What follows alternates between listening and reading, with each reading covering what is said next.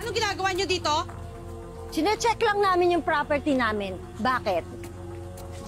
Huwag kang nangingialam dito, Marisol, ha? Kailan niyo pa naging property ito? Kay Janet ito at saka sa asawa niya. Alam ng lahat yan. Kaya wala kang karapatang angkinin nito. Bakit? May pruweba kayo? Ha? May last will kayo? May titulo kayo? Asan? Siyang sa amin po to. Sinasaka na po to ni tatay bago pa po siya namatay. Hoy, ano sinasabi mo? Patay na tatay mo. Patay na rin si tatay Rene. Kaya huwag kang nangingialam dito. Wala na kayong karapatan dito. Lumayas na kayo! Layas! Ang hayop talaga kayo! Sakim! Sakim? Sakim? Ha? Ako? Sakim? Ano na po? Ano na po? Sakim? Eh, makukulong kita! Kala mo? Mga pakailamero! Lumayas kayo dito! Wala na kayong right dito! Lumayas kayo! Parang awa niyo naman po. Dito na lang po ako. Hindi ko po alam kung saan ako pupunta. Tumigil ka! Wala akong pakialam! Ba't hindi ka kaya tumira dun sa nanay mo, ha? Sa kulungan? Maawa kayo sa bata! Para kayo walang mga puso! Awa, maawa. Hindi na may dama yung bata. Minutitot pa yun, kawawa naman ah. Eh, nagmamati ka sa akin eh! Hindi na makatao yung ginagawa nyo! Hoy! Huwag mong sigawin yung asawa ko, ha? Hoy, baka nakakalimutan mo, ha? Damay ka dito. Pag nalaglag kami, laglag ka rin. Naisip ako, pwede kang magstay dito. Papayagan kita. Pero sa isang kondisyon. Ano po yun po? Ano po? Magkakatulong ka dito.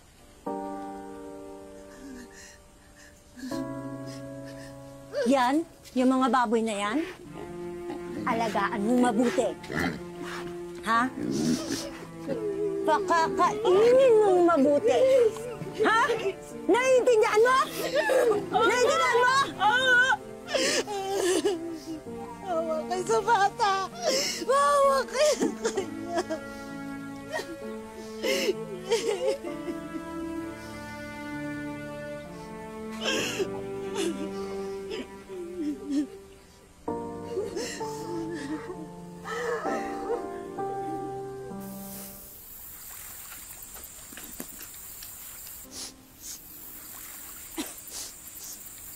Hoy!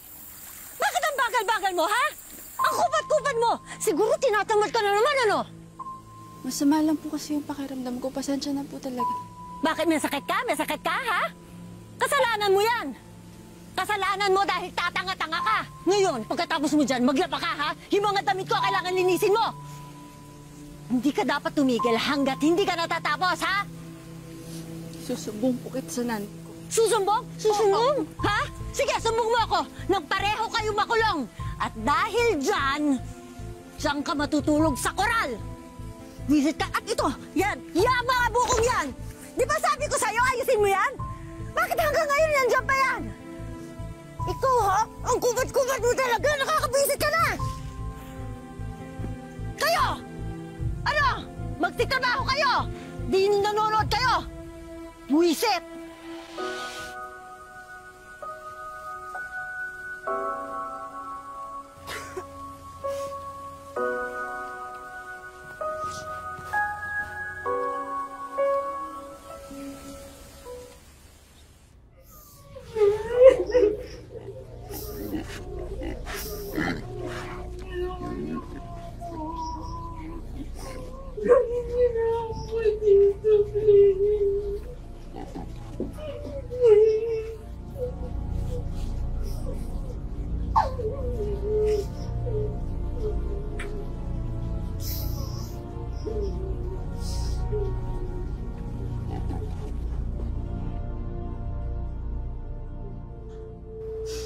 Kamusta ka na kaya, anak?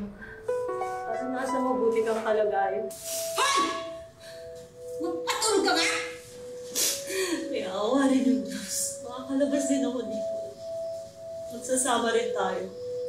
Kikita tayo at magbabayad sila.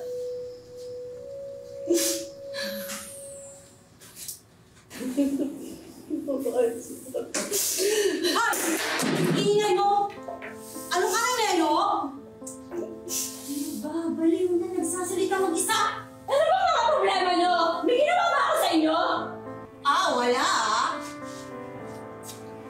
Halika dito! Kayo? Kayo? Nasasaktan ako, pinakalayo!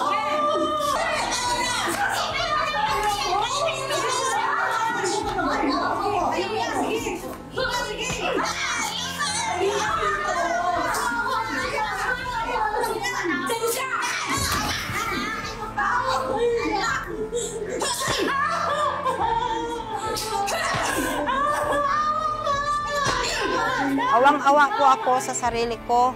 Minsan po, naisip ko, magpakamatay na lang ako. Ito po pala. May pasulubong po ako para sa inyo. Oh, salamat sa nagabala ka pa dito. Kumusta ka na, anak?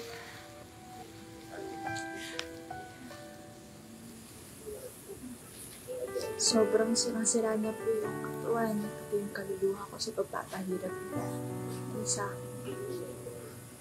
Pero hindi po ako pwede umalis din. Hindi ko po pwedeng iwanan yung lupain natin. Lalong-lalo na at hindi sa kanila yun, sa atin yun. Huwag kang mag-alala. Kasi malapit na akong makalaya, anak. Malapit na. Talaga po, Nay? Oo. Ano po? May mga nakilala ako ditong kaibigan sa loob at sila yung nag-refer sa akin sa public attorney's office dito at matutulungan nila ako. Matutulungan nila ako. Malapit na. Ano pong sabi ng mga abogado? Sabi nila, anak, mahina ang ebidensya. Kaya may laban ng kaso.